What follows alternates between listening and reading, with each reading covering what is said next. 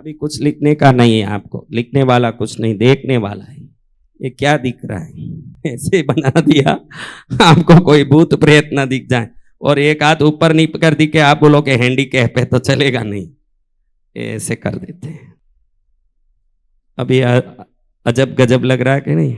ये जो ऊपर है ना, ये है अन्नमय कोश, दूसरा वाला है प्राणमय कोश, तीसरा है ना ये है मनोमय कोश, ये है विज्ञानमय कोश। हमारे शरीर ये 5 लेयर्स 5 परतों से बना है। अंदर जो है ना ये है आनंदमय कोश। सब समझ गए? अब ज्ञान आ गया आप लोगों को। अब देखो, जो भोजन करते हैं स्थूल शरीर बढ़ता है। क्या बढ़ता है? स्थूल का अर्थ है विजिबल, दृश्यमान शरीर। स्थूल का अर्थ क्या है? दिखता है। जो खाते हो ये दिखने वाले शरीर को बढ़ाता है, और दिखने वाले शरीर में दिखने वाले हड्डी है, नस है, मांस है, जो है वो दिखने वाले हैं। वो दिखने वाले सभी चीज को भोजन बढ़ाता है। अब देखना ये है कि ये शरीर गड़बड़ा गया, अन्नमय शरीर, तो क्या करना? ये प्राणमय कोश। अभी देखो, आप बोलते हो फलानचंद जी का प्राण उड़ गया, यानी क्या? यानी क्या? हाँ, तो काम आएगा? तो प्राणमय कोश बिगड़ गया तो क्या करोगे? कई बार आप बोलते हो फलानचंद जी पागल हो गए, कोई कपड़ा फाड़ रहा है या कोई किसी का कपड़ा फाड़ने भाग रहा है, तो क्या अर्थ है? तो ये मनोमय कोश बिगड़ गया उसका। क्या बिगड़ गया? ज्ञान किसे कहते हैं? अमृत को अमृत समझना और जहर को जहर समझना। कोई बोले कि जहर दो दो, मैं बहुत दिन तक जिंदा रहूंगा इसको पी के, तो उसका विज्ञानमय कोश बिगड़ गया। यानी सोचने की क्षमता और समझने की क्षमता और जीवन को सर्वोत्तम बनाना। आप वैज्ञानिक बोलते हो ना, वैज्ञानिक का शास्त्रों में अर्थ साइंटिस्ट नहीं है। वस्तु को यथार्थ समझना वो विज्ञान है। विज्ञान आविष्कार नहीं है। शास्त्रों में इनोवेशन को विज्ञान कहते हैं। We say new inventions are done by the scientists, but it is not real science. Science means you should see the material as it is. जो वस्तु जैसा है वैसा देखना। अब देखो, आपका विज्ञानमय कोश बिगड़ा हुआ है, ऐसे मैं बोलता हूं, क्योंकि जो संसार असार है वो आपको असार दिखना चाहिए कि उसमें सार दिखना चाहिए? तो आपको कैसे दिख रहा? अभी संसार में ही सब सार दिख रहा। कब घर जाएंगे, बच्ची को पप्पी देंगे, पति से मिलेंगे, फलाना करेंगे। अरे जो तेरा है नहीं उसको तू तेरा मान के बैठी है। तो 1 करोड़ में 99,99,999 लोगों का ये विज्ञानमय कोश बिगड़ा हुआ है। जो है उसको वैसे देख ही नहीं सकते। जिन बच्चों को आप पप्पी देते हो, चूमते हो, बुढ़ापे में वो आपको बिल्कुल किसी भी प्रकार से परवरिश नहीं करेगा, प्यार नहीं करेगा। ये आपको मालूम पड़ जाए तो उसको हाथ लगाओगे क्या? हाँ, तो अब कैसे लगाया भाई? कैसे लगाया उसको हाथ? आपका ज्ञान में कोई खोट है, विज्ञानमय कोश सही नहीं है। समझ रहे हो? अब आप हरदम आनंद में, सत्य चित आनंद स्वरूप में रहते हो कि कभी घबराहट आता है, कभी मन में दुख आता है, कभी भय आता है, कभी क्रोध आता है, कभी मोह आता है। यानी आपने अभी तक इस कोष तक स्पर्श नहीं किया। ये कोष को स्पर्श करने वाला जीवित ज्ञानी हो जाता है। क्या होता है? तो क्या मर के ज्ञान आता है? वैसा नहीं है। जीते जी पूर्ण ज्ञान प्राप्त करना साधारण मनुष्य के लिए संभव है। कई लोग देखो, मरते समय भी घर का ध्यान रख लेना, मैं तो जा रहा हूं, अलमारे का ध्यान रख लेना। अब पैसे का ध्यान रख लेना, तुम सब अच्छे रहना, ऐसे बोल के मरता है। अरे तू तेरी गति सुधारने का देखेगा कि जिसको छोड़ रहा है उसको सुधारने की चिंता करेगा? इसका कारण क्या है? अब देखो, आपको बता दूं कि ये अन्नमय कोश कैसे ठीक होता है। आप अपने अन्नमय कोश को स्वस्थ रखना चाहते हो क्या? कौन कौन चाहते हैं? चाहते सब है, करोगे क्या? कुछ नहीं करने वाले तुम लोग। ये अन्नमय कोश सूर्य नमस्कार से, किससे? सूर्य नमस्कार 12 स्टेप है ना सूर्य नमस्कार का, कौन जानते हैं? योगासन से, व्यायाम से। इतनी चीजें हम जो करते हैं, आज इसका अर्थ समझ लो। सूर्य नमस्कार करते हो, योगासन करते हो, एक्सरसाइज करते हो, ये जो भी करते हो आपके अन्नमय कोश को स्वस्थ रखने के लिए करते हो। ये जितना करते हो वो आपके अन्नमय कोश पर जाके असर करता है। किधर असर करता है? प्राणमय कोश पर असर करने वाला है अनुलोम विलोम। क्या? जो कल मैं सिखाया। और प्राण, आप बोलते हो कि आजकल मेरा जी घबराता है, कुछ समाचार सुन लिया, कुछ तकलीफ हो गया, वो जी घबराता है, यानी आपका प्राणमय कोश अस्वस्थ है। कौन सा कोश? प्राणमय कोश अस्वस्थ होगा तो जीव घबराएगा, मन घबराएगा। प्राणमय कोश को अच्छा रखने के लिए क्या करना है? नाड़ी शोधन। नाड़ी शुद्ध हुई तो प्राण शुद्ध होगा, प्राण शुद्ध होगा तो प्राणमय कोश स्वस्थ रहेगा। देखो, बाहर का लेयर है अन्नमय कोश, बाहर दिखता है, इसके अंदर उसको संचरित करता है प्राणमय कोश, श्वास। लेकिन कभी कभी श्वास जोर जोर से चल के धड़कने लगता है कि नहीं? जब गुस्सा आता है, डर आता है, तो ये गुस्से और डर को उत्पन्न करने वाला है मन। कौन सा चीज? ये मनोमय कोश रह के प्राणमय कोश को कंट्रोल करता है, प्राणमय कोश अन्नमय कोश को कंट्रोल करता है। एक बकरी के सामने शेर बांध दो और कितना भी घास डालो, शेर को देख देख के बकरी जो घास खाएगी, कभी मोटी होगी कि पतली ही रहेगी? क्यों? घास तो पूरी खा रही है।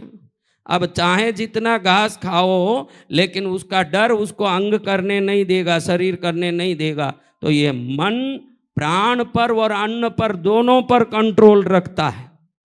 मन खुश होगा तो बगैर खाए बगैर भी आप स्वस्थ रह सकते हो, और मन दुखी है तो हलवा खा के भी गलते जाओगे। तो ये मन का कंट्रोल है, ये प्राण पर और अन्न पर। किसका कंट्रोल है? तो मनोमय कोश के लिए क्या करना? यही आप कर रहे हो। आपको पता पड़ जाए कि शिविर में क्या मिल रहा है। शास्त्र कहता है कि देवी माँ का जाप, सहस्र नाम पाठ और पूजा, यही एकमात्र उपाय है कि मनोमय कोश को मजबूत करे। समझ रहे हो? ये चीजें मनोमय कोश को सुदृढ़ बना देते हैं। आप जो जाप करोगे, वो जाप अगर आपके मनोमय कोश को कंट्रोल कर सकता है, इसके बाद यहां से रिवर्स हो जाता है। मनोमय कोश का प्राणमय कोश पर कंट्रोल है, अन्नमय कोश पर कंट्रोल है, और उसी मनोमय कोश का विज्ञानमय कोश पर भी कंट्रोल है, और आनंदमय कोश पर भी कंट्रोल है। ये यहां से इधर भी कंट्रोल करता है ना, इधर भी कंट्रोल करता है। आपकी सत्यवत वस्तु को समझने की बुद्धि भी मन जब स्पष्ट होगा तभी होगा, और आत्मा तक पहुंच के आत्मा अनुभूति करने के लिए भी मन बिल्कुल स्थान से मुक्त हो जाए, मनोगति समाप्त हो जाए और अवस्था शुद्ध हो जाए, तब आनंदमय कोश काम करता है। कौन सा काम कोश? आनंदमय कोश, सच्चिदानंद स्वरूप। क्या बोलते हैं? सत्य। क्या बोलते हैं? चित्त, आनंद। ये आनंदमय कोश का काम है। अपन बोलते हैं सच्चिदानंद स्वरूपाय सद्गुरुनाथाय साईनाथाय नमो। साईनाथ भगवान की सच्चिदानंद स्वरूप। शिरडी में क्या बोलते हैं? सच्चिदानंद स्वरूप साईनाथ भगवान की जय हो, बोलते हैं कि नहीं? सत्य यानी सत्य, यथावत। सत्य यानी यथावत, जैसा है वैसा। चित्त यानी आपकी बुद्धि। आपकी बुद्धि यानी मनोमय कोश। मनोमय कोश वस्तुओं को यथावत समझ के उसमें स्थित होता है, तो आनंदमय कोश में प्रवेश करके शाश्वत आनंद में। फिर दुनिया में आग लगे, बाढ़ आए, भूकंप आए, बरसात आए, आपके आनंद को दुनिया का कोई वस्तु बिगाड़ नहीं सकता। आप शाश्वत आनंद में आ जाते हो। तो आनंद में आने के लिए भी विज्ञान का यानी यथावत समझने का बुद्धि और यथावत समझने के बाद उस आनंदमय कोश में प्रवेश करने का अधिकार मिलता है। तो ये जो मनोमय कोश है, जो अन्नमय कोश और प्राणमय कोश पर अपना अधिकार जमाता है, विज्ञानमय कोश और आनंदमय कोश तक प्रवेश करने का अधिकार देता है, ये सब मात्र जप, पाठ और पूजा से ही संभव है। ये शास्त्र बोलता है, जो आप शिविर में आके यहाँ ले रहे हैं, जिसके बारे में आपको बिल्कुल कोई पता हताई नहीं है। आपको इतना ही पता है कि खा खा के पलंग पर सो जाओ तो जिंदगी खुश है, और अच्छे से एक दिन बूढ़े हो जाए तो मर जाएं।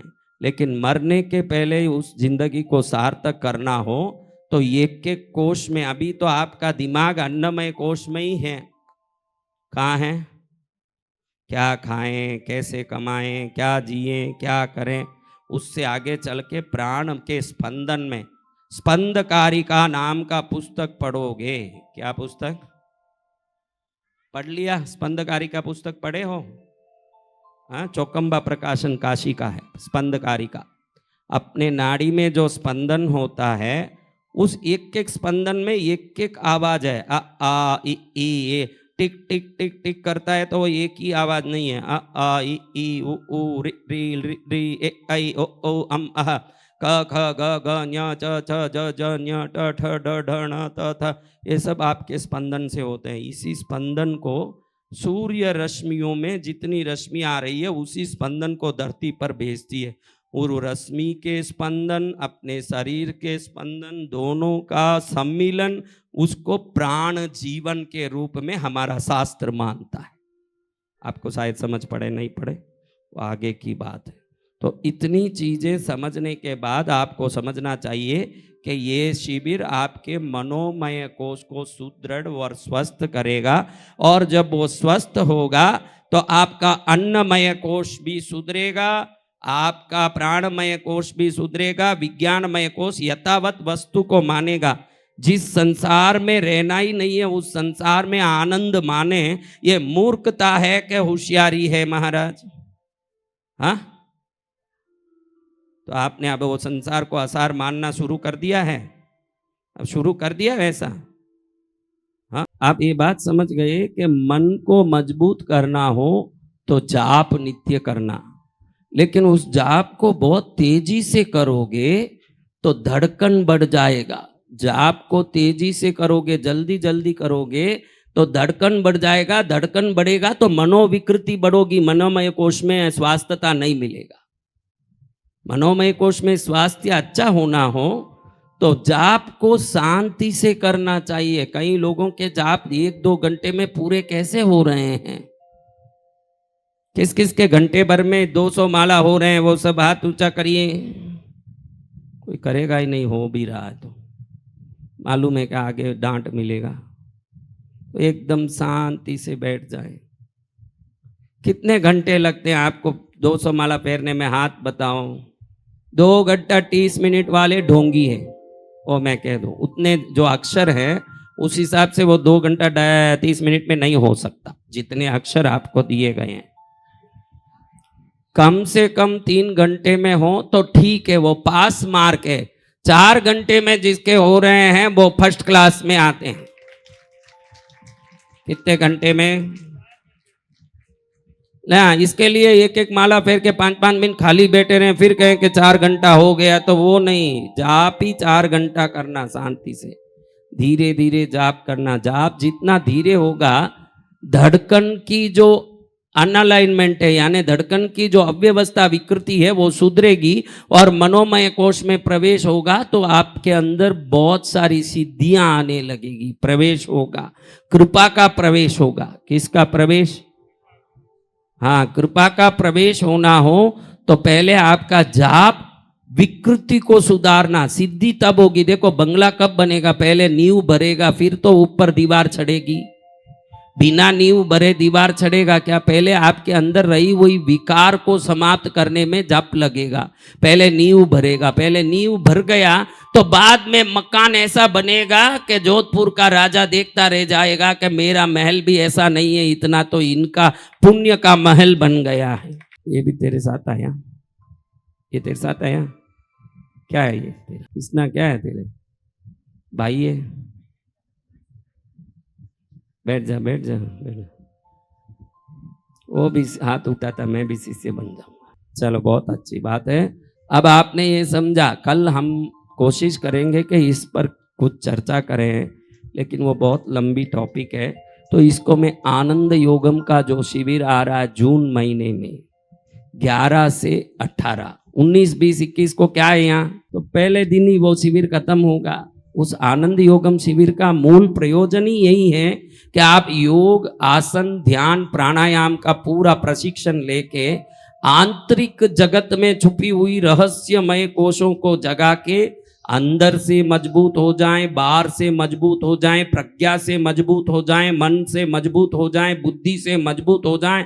चलो तो ऐसे लगे कि हाथी धरती को कंपाते हुए चल रहा है, ऐसी शक्ति आप में आए। वही एकमात्र काम है आनंद योगम में, योग शिविर में 11 जून से 18 जून तक ये शिविर चलने वाला।